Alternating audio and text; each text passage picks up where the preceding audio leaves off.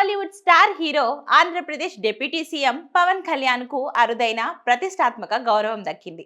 ప్రాచీన జాపనీస్ కత్తి సాము కళ అయిన కెంజిటూస్ లో అధికారికంగా ప్రవేశం పొందడం ద్వారా అంతర్జాతీయ గౌరవాన్ని అందుకున్నారు.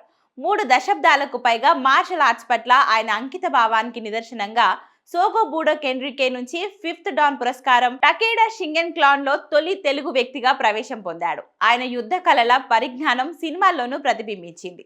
అక్కడమ్మాయి ఇక్కడ అబ్బాయి, తమ్ముడు, ఖుషి, అన్నవరం, ఓజీ చిత్రాల్లో యుద్ధ కళను ప్రదర్శించాడు పవన్ కళ్యాణ్. జాపనీస్ సినిమాలకే పరిమితమైన మార్షల్ ఆర్ట్స్ ను తెలుగు సినిమా రంగానికి పరిచయం చేసిన మొట్టమొదటి హీరో పవన్ కళ్యాణే.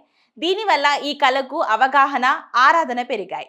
ఇక ప్రత్యేకించి తమ్ముడు సినిమాలో బాక్సింగ్ లో శిక్షణ పొందే సన్నివేశాలలో ఆయన నిజంగానే మార్షల్ ఆర్ట్స్ ను ప్రదర్శించారు. పవన్ కళ్యాణ్ మార్షల్ ఆర్ట్స్ కు చేసిన అంకిత భావానికి అనేక చారిత్రక గౌరవాలు దక్కాయి పవన్ కళ్యాణ్ కి. జాపనీస్ వెలుపల సోకే మురమట్ సెన్సాయి ఆధ్వర్యంలోని తకేడా షింగెన్ వంశంలోకి ప్రవేశించిన తొలి భారతీయుడు కూడా పవన్ కళ్యాణే. ఈ గౌరవం జాపనీస్ వాళ్ళకే దక్కడం చాలా అరుదు.